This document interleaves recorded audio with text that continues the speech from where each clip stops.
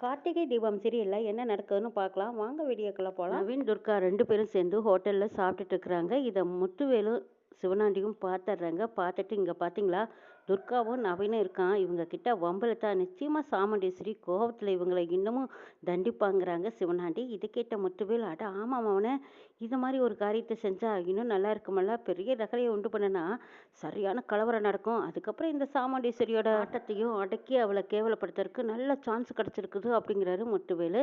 சரி வாங்க போய் வம்பு இழுத்து பார்க்கலாம் அப்படின்னு சொல்லி முத்துவேலு சிவனாண்டியும் சேர்ந்துக்கிட்டு நவீன் கிட்ட போய் வம்பு இழுத்துக்கிட்டு இருக்காங்க. கோவப்பட்ட நவீன் சொல்றாரு, எங்க அத்தைக்கு இந்த விஷயம் தெரிஞ்சா என்ன ஆகும் தெரியுமாங்கிறாங்க. டேய், உங்க அத்தைக்கு தெரிஞ்சா என்னடா பண்ணிவிடுவா அப்படின்னு சாமுண்டீஸ்வரியை ரொம்ப மோசமா பேசுறாங்க. எங்க அத்தையவே மோசமா பேசுறீங்களா அப்படின்னு நவீன் சாமுண்டீஸ்வரிக்கு சப்போர்ட் பண்ணி பேசிட்டு இருக்கிறாங்க. கரெக்டா அங்க சாமுண்டீஸ்வரி சந்திரா கூட்டிகிட்டு வர்றாங்க. சந்திரா சாமுண்டீஸ்வரி வந்ததுக்கு அப்புறம் இங்க பார்த்தா பெரிய ரகலை நடந்துட்டு இருக்குது. இதை பார்த்த சாமுண்டீஸ்வரி வந்து கேட்குறாங்க, என்ன நடக்குதுங்க, என்ன உங்க அடிதடிவெல்லாம் வேற எங்காவது வச்சுக்க வேண்டியதான், மக்கள் போற இடத்துல இப்படி இடைஞ்சலா பண்ற மாதிரி எதுக்கு ரோட்ல அடிதடி போட்டுக்கிட்டு இருக்கிறீங்கன்னு கேட்குறாங்க சாமுண்டீஸ்வரி. அத்தையே, உங்களை பத்தி தான் தப்பா தப்பா பேசுறாங்க அப்படின்னு நவீன் சொல்றாங்க. இதை கேட்ட சாமுண்டீஸ்வரி, என்னடா சொன்ன, உனக்கு நான் அத்தையா, இந்த உறவு முறையெல்லாம் வச்சு பேசுற வேலை வச்சுக்காத, உனக்கு எங்களுக்கு எந்த சம்மந்தமும் இல்லைன்னு சொல்றாங்க சாமுண்டீஸ்வரி. அத்தை, நான் சொல்றதை கேளுங்க, இவங்க தான் தப்பு பண்ணினாங்க அப்படின்னு திரும்ப திரும்ப நவீன் எடுத்து சொல்ல போகும்போது திரும்பவும் ஓங்கி அறையிற்கு போறாங்க சாமுண்டீஸ்வரி. அப்போ துர்கா வந்து கையை பிடிச்சு தடுத்து நிறுத்துறாங்க. அம்மா, என்னதான் இருந்தாலும் அவங்க உங்க வீட்டு மாப்பிள்ளை, என் புருஷமா, என் புருஷனை கை வைக்கிறதுக்கு உங்களுக்கு எந்த உரிமையும் கிடையாதுங்கிறாங்க. என்னடி, ஏய் துர்கா, பெத்த அம்மாவை விட அந்த நவீன் உனக்கு ரொம்ப முக்கியமாக போயிட்டானா, அவனுக்கு நீ சப்போர்ட் பண்ணிட்டு முன்னாடி வரைஞ்சி கட்டிக்கிட்டு வந்து நிற்கிறேன்னு சந்திரா கேட்குறாங்க. இதை பாருங்க சித்தி, நீங்கள் தூண்டி விடுற வேலையெல்லாம் வச்சுக்காதீங்க. இங்கே என்ன நடந்ததுன்னு தெரியாமல் நீங்கள் வாட்டுக்கு பேசிகிட்டு இருக்கீங்க. சிவனாண்டிக்கு முத்துவேல் தான் எங்கள் கிட்ட வம்பு கிழித்தாங்க. அது மட்டுமா, அம்மா அவள் தப்பு தப்பாக மோசமாக பேசுனாங்க. அதுக்காகத்தான் நவீன் அவங்க கிட்ட சண்டை போட்டுட்டு இருந்தான். இது தெரியாமல் அவங்க சொன்னதும் நீங்கள் நவீனை அடிக்கிறதுக்கு வரீங்க. என்னம்மா நியாயம் இது, என்ன ஏதுன்னு கூட விசாரிக்காம நீங்கள் ஒரு பக்கமாக பேசுறது சரியில்லைன்னு சொல்கிறாங்க துர்கா. ஏய், உங்கள் அம்மாவுக்கே பாடம் சொல்ல வந்துட்டியா ஏண்டி, உனக்கு அந்த அளவுக்கு நவீன் முக்கியமாக போயிட்டானா, பாட்டியாக்கா வளர்த்துன கெடாயே நம்ம மாரில் மட்டும் அதிகா, இவளை வளர்த்தி என்ன பிரயோஜனம், இப்போ பாரு, இவனுக்காக இவன் நம்மக்கிட்டேயே எடுத்து பேசுகிறா, இவனுக்காக சப்போர்ட் பண்ணிட்டு வர்றா. இதை பார்க்கா, இனிமேல் இந்த துர்கா மூஞ்சியில் முழிச்சாலும் ஆகாது, இவளை தூக்கி போட்டுட்டு வா அப்படின்னு சொல்லிட்டு சந்திரா சாமுண்டீஸ்வரி 2 பேரும் அங்கேருந்து கிளம்பி போகிறாங்க. இதை பெருசாக ஊதி பெருசாக்கணும்னு நினச்சிக்கிட்டு சந்திரா உடனே சிவனாண்டிக்கு ஃபோன் பண்ணுறாங்க. இதை பாருங்கள், இதுதான் நல்ல சான்ஸ், அம்மாளையும் மகளையும் நிரந்தரமாக பிரிக்கிறதுக்கு இது ஒரு நல்ல வாய்ப்பு கிடைச்சிருக்கு. இந்த சண்டையை பெருசாக ஊதி வெடிக்க வைக்கணுங்கிறாங்க. ஆமாம் சந்திரா, சரி விடு, இதை பற்றி நம்ம மறுபடியும் யோசிச்சுக்கலாம் அப்படின்னு சொல்லிட்டு போகிறாங்க. வீட்டுக்கு போனதும் சாமுண்டீஸ்வரி கோவமாக இருக்கிறத பார்த்த ராஜராஜன் கேட்குறாங்க, என்ன சாமுண்டீஸ்வரி, ஏதோ கோவமாக இருக்கியே, என்னாச்சு, வெளியில் ஏதாவது பிரச்சனையான்னு கேட்குறாங்க. ஆமாங்க, பிரச்சனை தான், என்ன செய்யறது, நீங்கள் வளர்த்த பொண்ணு அதுதான் துர்கா இருக்காளே, துர்கா அக்காவையே கையை பிடிச்சிட்டா தெரியுமாங்கிறாங்க. எது, துர்கா வந்து கையை பிடிச்சிட்டாளா, அவ எதுக்கு கையை பிடிச்சா அப்படின்னு ராஜராஜன் கேட்கும்போது, அந்த நவீனும் சிவனாண்டியும் சண்டை போட்டுட்டு இருந்தாங்க. நவீனை ஏன்டா இப்படி சண்டை போடுறேன்னு கேட்க போனதுக்கு, என்னடானா அத்தை அத்தைன்னு உறவு முறை கொண்டாடுறான், இப்படி அத்தைன்னு சொல்லாதேன்னு சொல்லி அக்கா கை நீட்டினாங்க. அதுக்கு துர்கா வந்து கையை பிடிக்கிறா, இவளுக்கு என்ன தைரியம், அக்கா கையவே ஏற்று பிடிக்கிற அளவுக்கு ஆளாயிட்டா பாருங்க, இவளை சும்மா விடக்கூடாது அப்படின்னு சொல்லி தோண்டி விட்டுட்டு இருக்கிறாங்க. இந்த பக்கம் பார்த்தா ரேவதி சொல்றாங்க, இதை பாருங்க சித்தி, எப்போ பார்த்தாலும் எரியிற நினைப்பில் எண்ணெய் ஊற்றுற மாதிரியே அம்மாவை நீங்கள் தூண்டி விட்டுக்கிட்டே இருக்கீங்க, இது நல்லாவா இருக்கு, நீங்கள் பேசாமல் அமைதியாக இருந்தீங்கன்னாவே போதும்.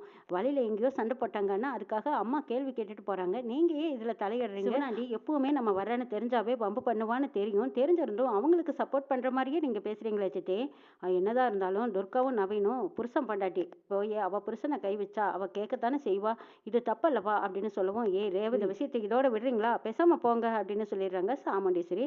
ராஜராஜனும், ஆயிருந்தா இருந்தாலும் துர்கா அவள் புருஷனை விட்டு கொடுப்பாளா, அவளை நீ கை வைக்க போனது தப்பு தான் ஈஸ்வரி, ஆனால் சந்திரா இங்கே பாரு, நீ இதோட நிறுத்திக்கோ, இதுக்கப்புறமா என் குடும்ப விஷயத்தில் தலையிட்டு என் பிள்ளைங்களுக்குள்ள சண்டையை போட்டு விடாத அப்படின்னு சொல்லிட்டு போகிறாங்க ராஜராஜன். ஓஹோ, ஒருத்தருக்கு ஒருத்தர் சப்போர்ட் பண்ணிட்டு வரீங்களா, இனிமே தானே ஆட்டமே ஆரம்பமாக போகுது அப்படின்னு நினச்சிக்கிட்டு சந்திரா சிவனாண்டி கிட்ட ஒரு ஐடியா கொடுக்குறாங்க. இதை பாருங்க, நான் இப்போ அந்த இடத்துக்கு வருவேன், நீங்களும் அங்கே வாங்க அப்படின்னு சொல்லவும், சந்திரா நீ என்ன சொல்ல போற அப்படின்னு கேட்க, இருங்க நான் சொல்கிறேன் அப்படின்னு சொல்லி முடிச்சுட்டு உடனே சந்திரா சிவனாண்டியை பார்க்கறதுக்காக ஒரு ரகசியமான இடத்துக்கு போகிறாங்க. அந்த இடத்துல போய் சாமுண்டீஸ்வரி பொருளெல்லாம் கொண்டு போகிறாங்க, அதாவது செருப்பு வளையல் இதையெல்லாம் கொண்டு போய் இது ஒரு அடையாளமாக போடுறாங்க. இதெல்லாம் எதுக்கு சந்திரா இங்கே போடுற அப்படின்னு கேட்குறாங்க. ஆமாங்க, இதெல்லாம் வந்து இந்த இடத்துக்கு கிடந்ததுன்னா நாளைக்கு நவீனுக்கு ஒரு பிரச்சனைனா எங்கள் அக்கா தான் காரணம்னு துர்காவும் சரி ரேவதியும் சரி எல்லாருமே எங்கள் அக்கா பேரில் பழிய போடுவாங்க. அதுக்காகத்தான் நான் சொல்கிறேன். நான் சொன்ன மாதிரி செய்யுங்க.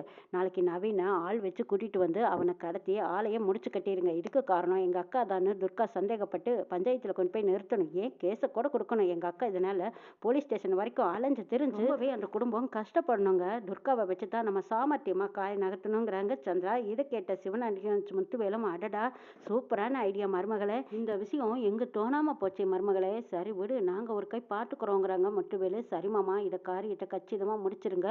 அதுக்கப்புறம் பிரச்சனையை நம்மளே ஆரம்பிச்சு எங்க அக்காவை கொண்டு போய் பஞ்சாயத்துல நிறுத்த வச்சிடலாம். துர்கா கேட்குற கேள்வி கேட்பா. அதுக்கு கேட்கறக்கு பதில் சொல்ல முடியாம எங்க அக்கா தடுமாறி தவிச்சு நிப்பா. அதை பார்த்து நானும் ரசிக்கணுங்கிறாங்க சந்திரா.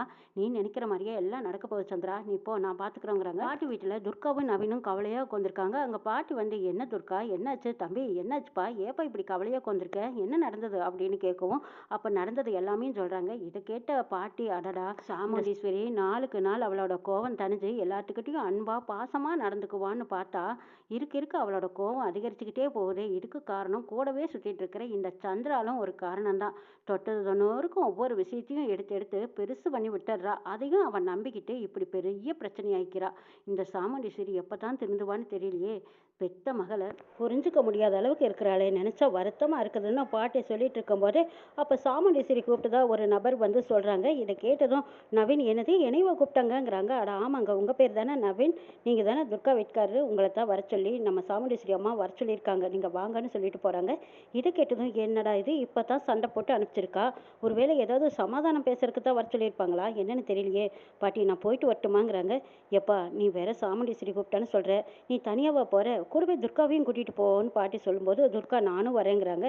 இல்லை துர்கா வேண்டாம், பக்கத்தில் தானே இருக்காங்க, நான் போய் பார்த்துக்கிறேன் துர்கா, நீ வேண்டாம் நான் போயிட்டே வந்துடுறேன்னு சொல்கிறாங்க நவீன். இது கேட்ட பாட்டியும் சரிப்பா நீ பார்த்து பத்திரமா போயிட்டு வந்துடுன்னு சொல்லிட்டு இருக்கும்போது அப்போ கார்த்தி யோசிச்சு பார்த்துட்டு நவீனுக்கு ஃபோன் பண்ணுறாங்க. இதை பாரு நவீன், கார்த்தி நவீனுக்கு ஃபோன் பண்ணி நீ எங்கேயும் வெளியில் போயிடாத, அதுவும் தனியாக போயிடாத அப்படின்னு சொல்லிடுறாங்க. இதை கேட்ட நவீனும் சரிங்க நான் எங்கேயும் போகல, வீட்டில் தான் இருக்கேங்கிறாங்க.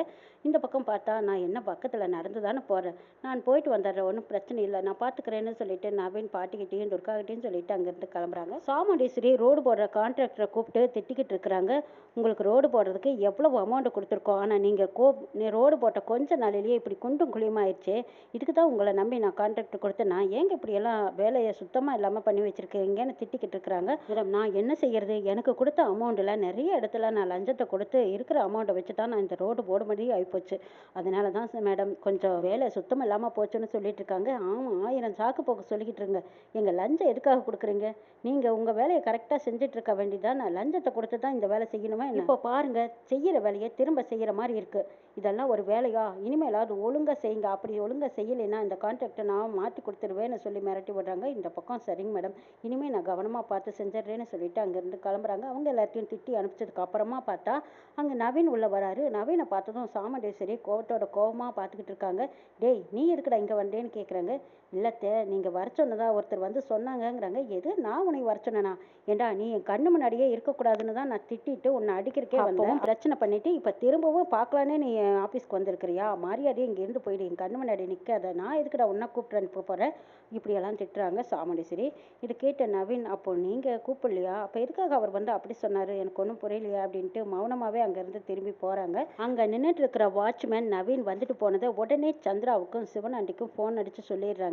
அங்கே சிவனாண்டி முத்துவேல் 2 பேரும் ஓ நவீன் இப்போ தான் சாமுண்டீஸ்வரி ஆஃபீஸ்க்கு வந்துட்டு போகிறானா, இதுதான் சரியான சந்தர்ப்பம், அவனை வா போகலாம், நவீன் கிட்ட பம்பு பண்ணலாம், அவனை அடித்து தூக்கிடுவோம் அப்படின்னு சொல்லிட்டு அவங்க 2 பேரும் நவீன் வர வழியாக போயினாங்க.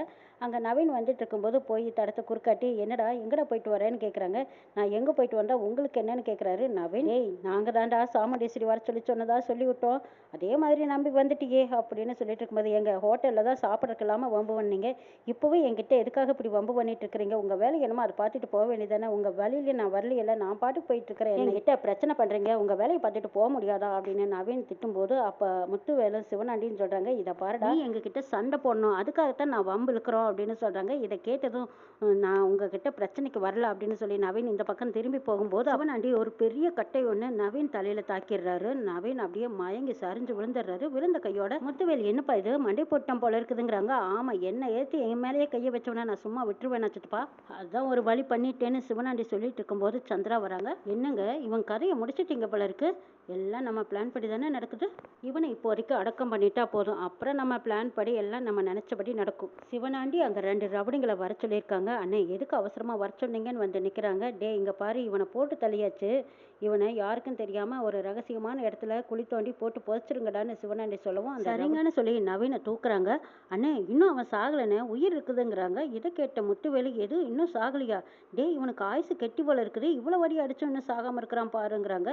சரி ஒரே அடியாக முடிச்சிடுறேன் அப்படின்னு சொல்லிட்டு சிவனாண்டி மறுபடியும் அடிக்கிறதுக்கு போகும்போது சந்திரா தடுத்து நிறுத்துறாங்க. இதை பாருங்க, இவன் சாகக்கூடாது, அப்படியே மயக்கத்திலேயே கொண்டு குழி தோண்டி புதைச்சிருங்க, துடி துடிக்க சாகட்டும். இன்னொரு விஷயம், என் புருஷன் மேலே கையை வச்சா என்ன நடக்கும்னு அந்த டிரைவர் பயலுக்கு நல்லா தெரியட்டும். அதுக்கு முன்னாடி அதுவும் அவன் காலில் கிடக்கிற செருப்பையும் செல்ஃபோனையும் எடுங்கடா. அவங்கள எடுத்து சந்திரா கையில் கொடுக்குறாங்க. சந்திரா அதை வாங்கிக்கிட்டு வரும்போது, என்னதுக்கு சந்திரா ஒரு செருப்பும் செல்ஃபோனையும் வாங்கி நீ என்ன பண்ண போறேன்னு கேட்குறாங்க. எல்லாம் ஒரு காரணமாக தானுங்கன்னு சொல்லிட்டு ஒரு வர்ற வழியில் அந்த செருப்பையும் செல்ஃபோனையும் போட்டுட்டு அந்த இடத்துக்கே சாமுண்டீஸ்வரியோட கை வலையிலையும் போடுறாங்க. இந்த வலையில் யாருதுன்னு கேட்குறாங்க. இது எங்கள் அக்கா காரிடு, இந்த வலையில் இங்கே கிடந்தா தான் அடையாளம் தெரியுங்க, எங்கள் அக்கா காரி தான் இவனை அடித்து ஏதோ பண்ணிட்டான்னு சொல்லி எல்லாத்துக்கும் சந்தேகம் வரும். சந்தேகத்தை கிளப்பினா தான் பிரச்சனை பெருசாகவும் எங்கள் அக்கா இந்த விஷயத்தில் நல்லா வசமாக மாட்டுவான். நவீன் அடித்து கொலை பண்ணனான்னு சொல்லி எங்கள் அக்கா பேரில் பெரிய கேஸாக வரும். அதுக்கப்புறம் இந்த துர்கா சும்மா விட்டுருவாளா, எங்கள் அக்கா காரி கொலைக்காரின்னு பட்டம் கட்டுவா. ஜெயில் தண்டனையை எங்கள் அக்கா அனுபவிக்கணும், அதை நம்ம பார்த்து ரசிக்கணும்னு சொல்லிட்டு போகிறாங்க. சந்திரா என்னெல்லாம் நடக்குதுன்னு நாளை சொல்ல பார்க்கலாம்.